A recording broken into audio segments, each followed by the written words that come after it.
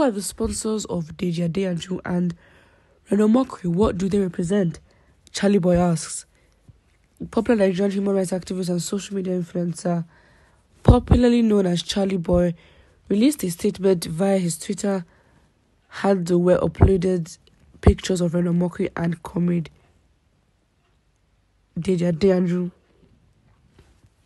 First of all, before getting into this news, I think Twitter is a social media platform, and as much as we try to make it very formal on the official Twitter handle and official statement, listen, people go on Twitter to air their thoughts. And this of the officiality and formality that is attached with Twitter statements is like, okay, it wasn't a press conference. You can't really title it. It's just a pattern. I'm just saying, but he just made a statement. There's nothing official about it. Like, yes, it's his handle, but don't make it a bigger deal than it is. It's a statement on Twitter, his opinion. And Nigerians have been doing that for so long, but we've not called them some special official name, you know.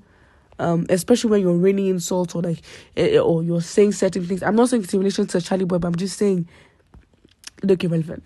But yeah, so both Comrade Deji and Reno are social media influencers who are known for their controversial tweets on Twitter, which are mostly against the presidential candidate of the Labour Party, Peter Obi. However, in a statement released by Charley Boy in his Twitter via his Twitter handle, he revealed that he would soon be telling the story of Comrade Deji and Reno. Quoting Charley Boy, he stated, "These two people, I go soon tell una them story. What do they represent? Who is their sponsor? What are they known for? I await your genuine comments."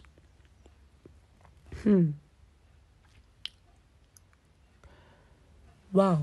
I mean, basically, Charley Boy literally just said, I'm going to expose them, because it says, I will soon tell their story, saying, you know, basket mouth. But I think on Twitter, I think biggest shock, but I think biggest plot twist, you can even say, is the recent comments of Peter Obi because of Reno and Deji, because it's okay for you not to support any other candidates apart from yours. It's fine, and you can express that once in a while. I get it. It's competition. It's the back and forth with politics. I understand, but it's very strange when most of your comments when it comes to this elections is directed towards one party, its supporters, direct or indirect, and like it just becomes very tiring. And all of a sudden, especially in Reno's case, you know, because all this while on social media, you know, he never used to get offended. No one used to, you know, disagree with him. All of a sudden, people now do, and now he's finding so much offense with it that, you know, there's a way to talk. It's Twitter. You've been on Twitter. You know how Twitter is.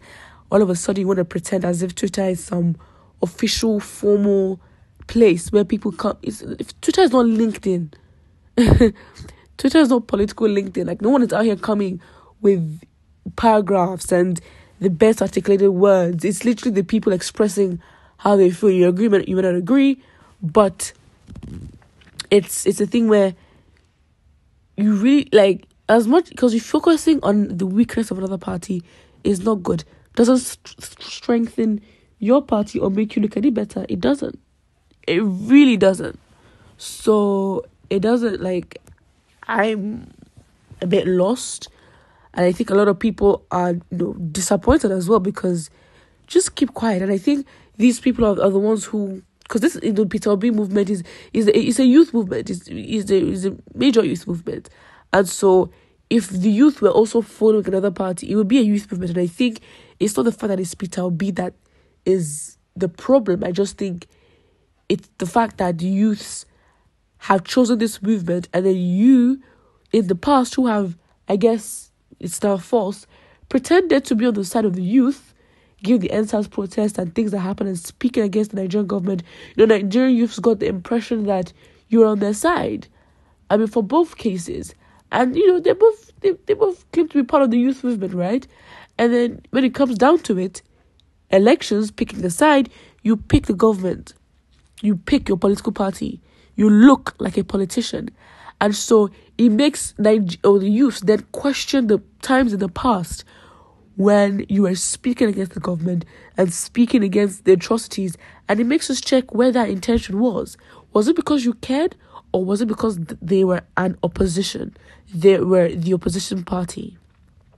Because at the end of the day, it all comes down to the fact that you're PDP and the APC, well, Reno Morke's case, and all of a sudden, you are speaking against them, not because you cared. We could interpret it as the fact that you maybe didn't care, and because they were the opposing party, and of course it would make them look even worse for the decisions and atrocities they committed.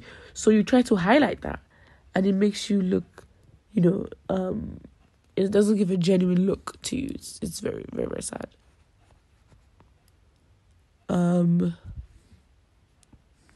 Yeah, it's as simple as that. And I think it's very embarrassing, but what can you say? But I think it's interesting though. It's interesting what Charley Boy has on them and what he wants to release. They are two of a kind. They cherish their pockets more than their people. They are as frail as the chaff and as flaky as the feathers. Give them money, they'll start to sing your praise. Fake activists pretending to be fighting for justice. Now it's glaring down the popularity contest for their selfish interest and stomach infrastructure. Tom and Jerry in Nigeria copy. These are two idiots running their mouth like a spoiled tap.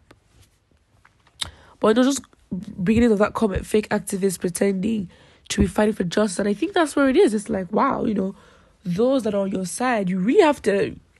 How are you sure the trust issues Nigerians have, with each other, that's a whole different conversation, but the relationship with the government and the people has been so scarred. I don't even think it's repairable at this point. It's been so scarred. Imagine the mistrust.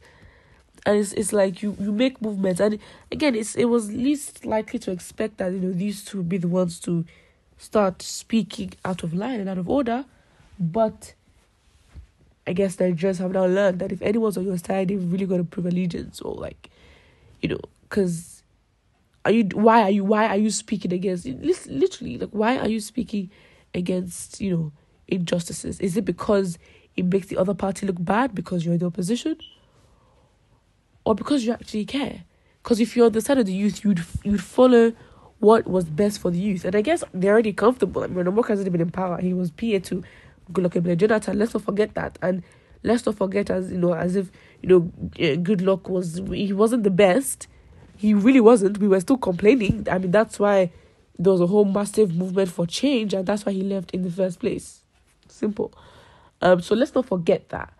And let's not even forget the fact that we wanted things to change. So I think let's not forget, he's worked in the government before, PA to the president. So let's just not forget. And I think we maybe forgot that because of the way he was speaking. We're like, maybe he's changed. He may have worked in, with the former president before.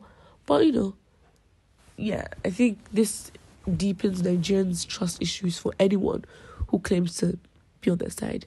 But what you think, and don't forget to like and subscribe.